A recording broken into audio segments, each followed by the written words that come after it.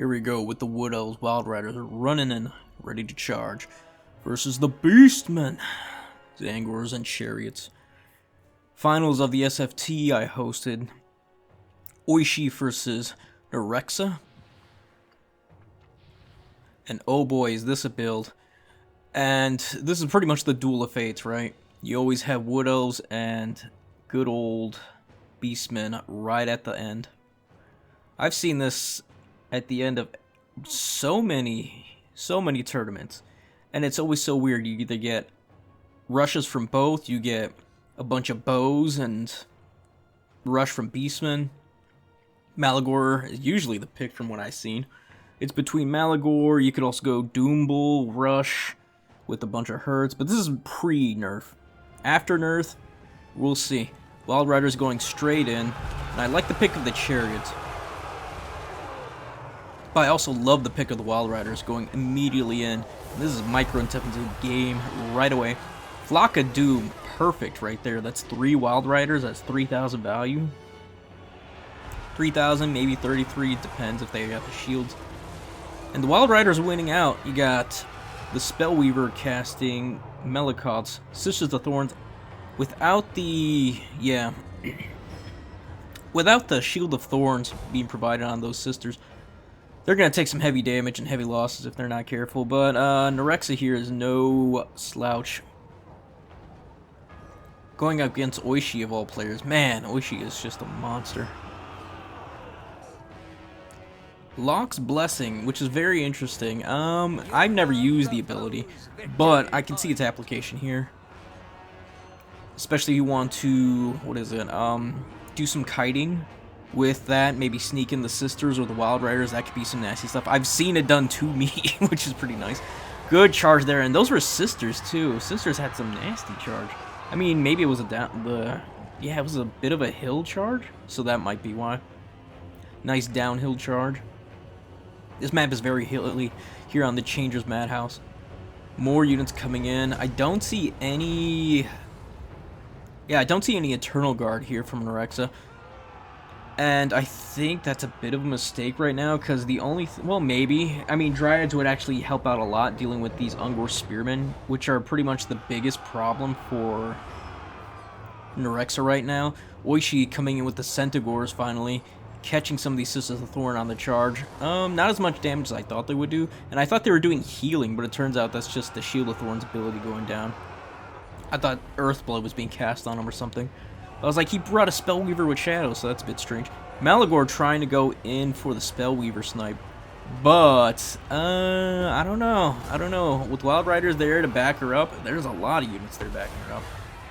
Malagor could get sniped. The Sister's still going in, charging into Centaurs, doing excellent work. And from the looks of it, yeah, Oishi's not doing too hot right now. The value is the same, but, I don't know if it counts damage reflection. If it is, Nerexa might be ahead by quite a bit.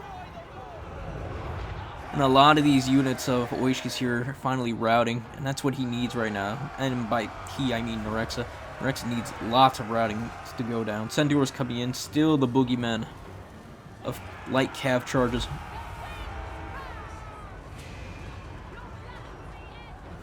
Ooh. I'm just sitting here enjoying all this.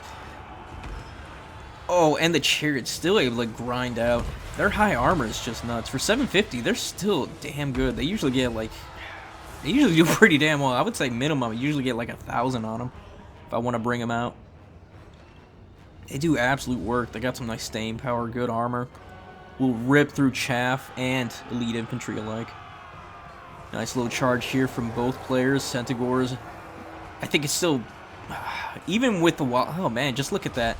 Wild Riders, man, even with the huge bonus to charge in comparison to Centaurs, they still, I mean, they have less models, which is fair, but it's still just insane how much value Centaurs can get out of charges, just ping-ponging around. I don't know, I feel like Wild Riders in this case are just overcosted. It looks like Oishi forgot some Ungor Spears there, or maybe he wants to sneak them in, I don't know. The mind of the South Korean player coming in, trying to play for the long game. And this matchup I've seen is usually like 50-50.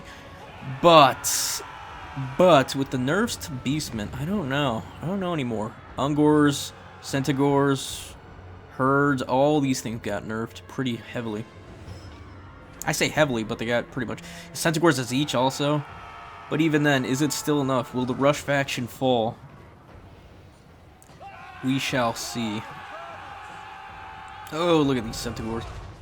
I mean, the Wild Riders do good 2v1. They don't have many models, and they hit the Melikoth, so... And I could see why... I don't know. To me, when I was casting this, it didn't make sense to Melikoth, a Centaur unit that was gonna lose anyways, and run off. I think I would have preferred it to be, like, on a fresher unit, or even on a unit in the middle here, because there's still these damn chariots. These chariots are absolute MVPs. They just do not die.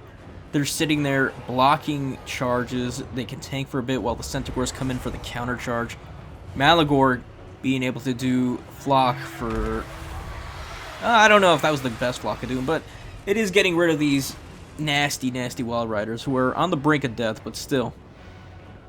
And these fresh ones, just not knowing where they want to go. More Centaurs being called in on the side here as Nerexa tries to steal this side objective. Tries to keep the Spellweaver on there, Melikoths, everything. Ooh. I think I would have preferred the Spellweaver on the... well, there is a risk of having her try to be on the edge closer to the Centaurs, because if she gets sniped, that's pretty much GG's. But had she been on the edge, she probably could have capped and then ran off. And yeah, we're still super early in this game. It's only been 5 minutes, wow. Well, about to be 6. And we're already at almost, yeah, about 9,000 value in. These factions have straight up rushed at each other. No hiding, nothing. I don't think either of them expected... I mean, with the Zangor play from Oishi, that makes sense. He was expecting nothing but arrows. And I would actually like to see some arrows go down right now. But the chariots are still here. And he Nerexa brings in the Lost Sylvan Knights, which I don't dislike. They're a nice little terror bomb. Great against most of the... yeah, pretty much everything except for the Zangors who have magic attacks. But yeah, if Oishi brought like a Shadowcaster with Melikoths, these things would be absolute... I don't know. I just don't like them here. I do like them, but I don't like them because they're just such a high risk. Especially against arrow units too. I mean, they're doing fantastic on the charge. Absolutely deleting these Angors, but I think you could still accomplish the same thing with Wild Riders. And probably still bring in, what, 2 units of Eternal Guard, maybe? Some Dryads to come clean up a lot of these. Because, and then here comes the Ungor Spears finally coming in, and we're looking at a triple cap possibly on Nerexa here. And if that happens, it's pretty much game over. Ungor Spear her. Don't want to be engaged with them for too long, even though they have the Fizz Res. Because the countercharging from the Centaurs can still break these units pretty nasty. And yeah, there's just, I would just like more agency. I'm more of the bring a lot of units just to have a lot of board control. Yes, you could lose to these monstrous terror-causing units, but that's a huge risk. Just too huge. One bad spell, one bad call. Maybe the damn thing can't even survive long enough to actually get its value.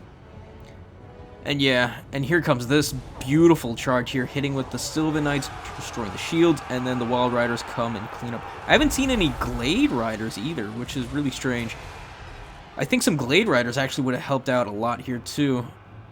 Whether they win against Centaurs, probably not, but with 2 of them, and probably just getting some flank charges in just to get them to rout would be more cost effective than having one Wild Rider maybe win in the long run, but then...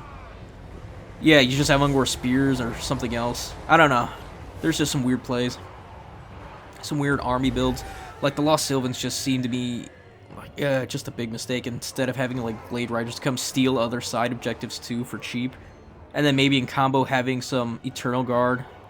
Or even Glade Guard to come shoot. Because a lot of these units right now could use an arrow to the knee. Oishi... looks like he's going to finish this out real quick. Looks like a triple cap. I think that's going to be GG here. Yeah, 1 Wild Riders is not going to save him as the... yeah, everything else. Although it says he has 7 units on the Rex's side, there's really only 3, barely. And he's trying to fight back for his home. Yeah, that's going to be it. Beastmen still got it. Still cost effective for their cheapness. 4 chariots. Yeah, that's hard to grind through even for for poor old Wood Elves. Yeah, think Wood Elves could use a cost reduction on a lot of their units. Sisters of Thorn could go down like 100 maybe value. 100, 200. Wild Riders, same, maybe 50 to 100. I could see that. Yeah, the Lost Sylvan Guard would probably just lose those. Lost Sylvan Riders, my bad. And those Wildwood Rangers seem like a risky pick too, because Centaurs will just pick them up with nasty charges. And there's all these, yeah. And no Eternal Guard for any of these Bull Centaur renders. These Minotaurs, so I just don't like I think the weakness there is that Terror Bomb he wanted. Just bring an Eternal Guard instead. 2 Eternal Guard, maybe 1 Glade Guard, just for backup shooting. Because the only shooting he has, Nerexa has, is the Sisters of Thorns, and that's it. And that's the best way he could deal with the Minotaurs. And they're just, I just don't like it. But well done to both players. I definitely enjoyed watching these two go at it. You're absolute chads. Oishi especially, just proving that Beastmen still got teeth and can still charge. And still just be a menace to everybody. So yeah, alright folks, we're at the end of the video here. Enough of me rambling. If you enjoyed it, please like, sub, follow me here on YouTube around the road to 2,000.